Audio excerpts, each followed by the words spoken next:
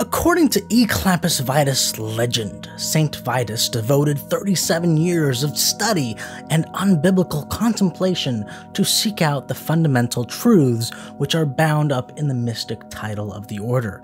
He began writing a Kabbalistic treatise upon the subject in 83 volumes, but so far as anyone has been able to discover, he got no further than the first 3 words: Credo, Quia, Absurdum, which means I believe because it is absurd. In this episode of Ricky's Historical Tidbits, I will be attempting to share with you an expose complete with the ancient history through the 3 main ages of clamperdom. This is Ricky's Historical Tidbits Podcast, and this is Ricky Mortensen. Continuing on from the Eclampus Vitus legend, after writing those 3 words, Credo, Quia, Absurdum, Saint Vitus was captured and thrown to the lions by Emperor Diocletian. The order continued on, though, through the Vituscan brothers. Back then, the phrase was Ecce Lampas Vitae, which meant, behold the light of life. Now, in the mid-20th century, there was a discovery at the Vatican Library, a letter written by Heliodorus, who was a Vituscan monk. The letter tells the story of when he and 9 other Vituscan missionaries went to the far east land of ancient China. Only 2 of the 9 and Heliodorus survived, the names of which were Stomachus and Bellicosus.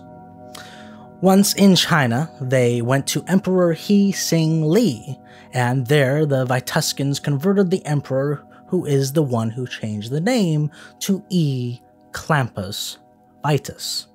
Then, in 1890, according to the Eclampus Vitus legend, a man named Dr. Shaw from New York went to China and discovered a manuscript that dated back to the year 435 AD. The writings told the story of a Chinese navigator who accidentally discovered America. While out at sea, the wind blew him further into the abyss. Somehow a bug of some sort climbed into his compass and died. In doing this, the compass's needle got messed up. Li, the navigator, sailed east forever until he landed at Monterey. Seeing as it was a new land, he claimed it for China, naming it Gumshan, and began teaching the ancient order of Eclampus Vitus to the natives. Now, the legend continues even further. Word got back to China that Gumshan was claimed for China, and it was a land where Eclampus Vitus was widely accepted, so another man set sail for the land, bringing 300 slave girls with him to populate the land for the order. On the journey, one particular slave girl led a revolt and threw all the men overboard, and the sharks ate them up.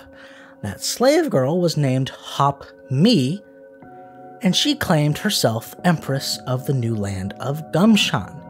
It is said she is the person behind the legend of Calafia. Now, the last part of the ancient history is this. The first clamper in recorded history showed up at the end of the Mesozoic era and quickly made himself a red shirt, and then made the first hugag, which is a horn, from the horn of a triceratops. Okay, Eclampus Vitus, if you couldn't tell by now, is a total joke on secret societies like the Freemasons and the Oddfellows. It was created by a guy named Ephraim B. in Virginia before it became West Virginia.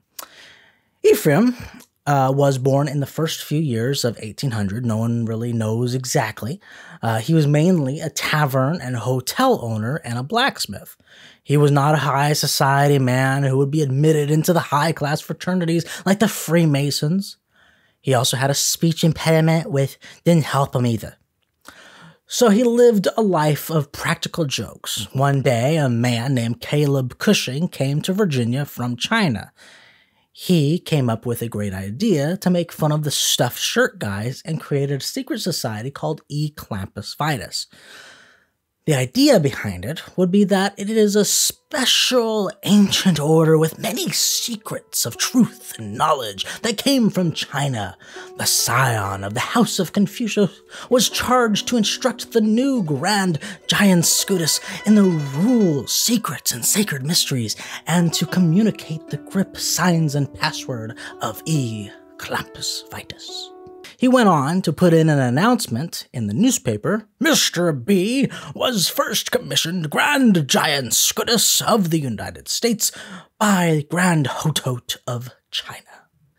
This got Ephraim B lots of attention. He would then tell these people that they must be initiated to join the Brotherhood and receive the ancient secrets of the universe. So, initiations began. I'm not sure exactly what they were in the beginning, but for the most part it was all kinds of things making fun of the ones that the Masons did. A poor blind candidate, as they call potential members, would be blindfolded and brought into a room. They would sit at what is called the expungens chair and pass through the cave of silence. After that, they would ride the rocky road and experience the elevation of man, take some oaths, and then endure the obliterating obfuscation. I can never say that word right. Obfuscation.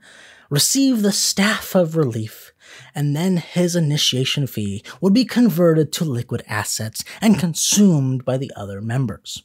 I couldn't figure out what all those were, but the Cave of Silence was when a candidate would sit in a chair with a curved sheet of metal around him, and the members would then bang hammers all around him to make it really noisy. The rocky road is when a candidate would sit in a wheelbarrow with a wet sponge in it, and then he would be pushed over a ladder on the floor. The elevation of man would be when the candidate would be put in a coffin, asked to reveal some intimate information about themselves, and then would be hoisted up into the air and dropped into a vat of water.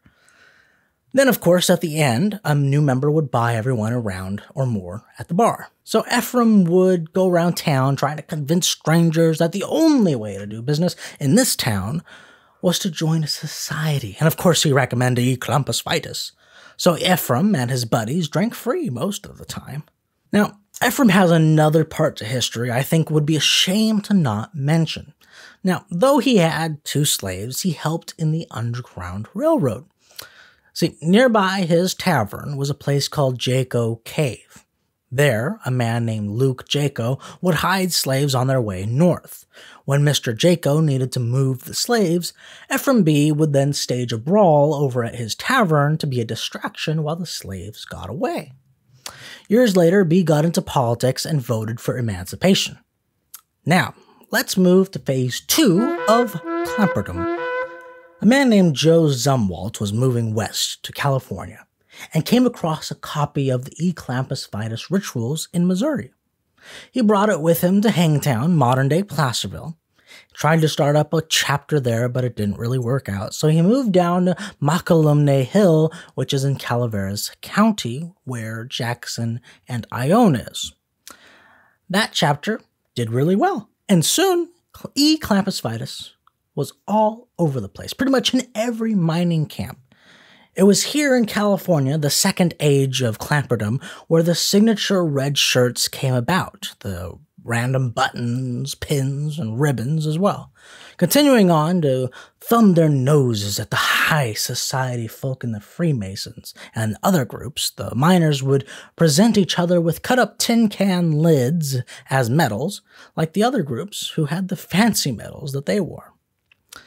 The purpose was basically the same. They drank a lot, they made fun of the snobby upper-class people who saw them as peasants, but they also were a very connected brotherhood. If a miner got sick or hurt, he was taken care of. If he died, his wife and kids would be taken care of as well. Fun fact, the California legislature at one time had to close because so many congressmen were clampers and they had some kind of event and ditched the Capitol when the Hugag braid. By World War I, the E. Clampus Vitus fun died out, which brings us to the third, final, and most modern age of Clamperdom. In 1831, three men met up at a hotel in San Francisco. They all loved history, and recently the head of the group, Carl Wheat, had been learning a lot about an old funny group called Eclampus Vitus, something he called the, quote, comic strip on the page of California history, and he wanted to revive it. Oddly enough, Carl Wheat himself was a member of the Bohemian Grove and also was a Freemason. He and his group created the Capitulus Redivivus, Yerba Buena number 1, and came up with the backstory I started this podcast with. Word got out, and out of nowhere, a man called in saying he was a member back in the 1880s. Carl and his group went down to meet the last living Grand Humbug. That's the title of a leader of a chapter, Adam Lee Moore. He told them all about his time in the order and told them all the initiations they used to do. Mr. Wheat then went on to crown him Clampatriarch. A few years later, they found out that a small group over in Marysville had never disbanded and were still together. And then in 1915, that small group changed Eclampus Vitus to slightly a more service club, like dedicating things, like bridges. The two groups joined together and wrote a Clamp Constitution in 1940. The new Eclampus Vitus operated as a drinking historical society, though some say a historical drinking society, but began placing plaques all around California highlighting the lesser-known local history that most academic historical societies wouldn't really care to talk about. But they still had their fun with practical jokes. In 1936, a discovery of a brass plate was made. The plate had etched into it that was from Sir Francis Drake. It claimed that the Native Americans had given the land to England way back when. So Eclampus Vitus, who discovered the plate, brought it to the attention to the Miwok tribal chief, who then made a proclamation of revocation and what the plate claimed. A copy of this revocation got to the desk of the President of the United States, and he sent back a letter to Eclampus Vitus saying, "Thanks to ECV, you and your children are still under this flag, this glorious star-spangled banner." Signed, FDR. Now for a bunch of last-second fun facts. Ronald Reagan is said to have been a clamper. When governor of California, he declared July 6, 1968 as Eclampus Vitus Day. Some other famous clampers were John Studebaker, Philip R. Moore, Gene Autry, Samuel Clemens, and President Grant, though clamper legend claims many others. Today, clampers wear the traditional red shirt, some wear top hats and black vests with all kinds of buttons, ribbons, and patches on them. They make plaques and place them in places where something historical happened that typically wouldn't be in a history book, like Moose Milk, for example. Look it up. Now, to end this podcast, I gotta tell you, this was a lot of fun to research, and I hope you enjoyed this video. I want to thank two clampers who sent in some info, Puke and Cold Cuts. Puke sent in some pictures. You might recognize this guy right here in the middle from Pawn Stars. He is known as the Beard of Knowledge. And last thing, in my research, I found that there is a clamper museum in La Porte, California called the Frank C. Riley Museum. You might want to check that out. And also the Old Timers Museum in Murphys. That's it for this episode. Thank you for watching. Thank you for listening. And if you are a clamper, let me know in the comments if this was satisfactory.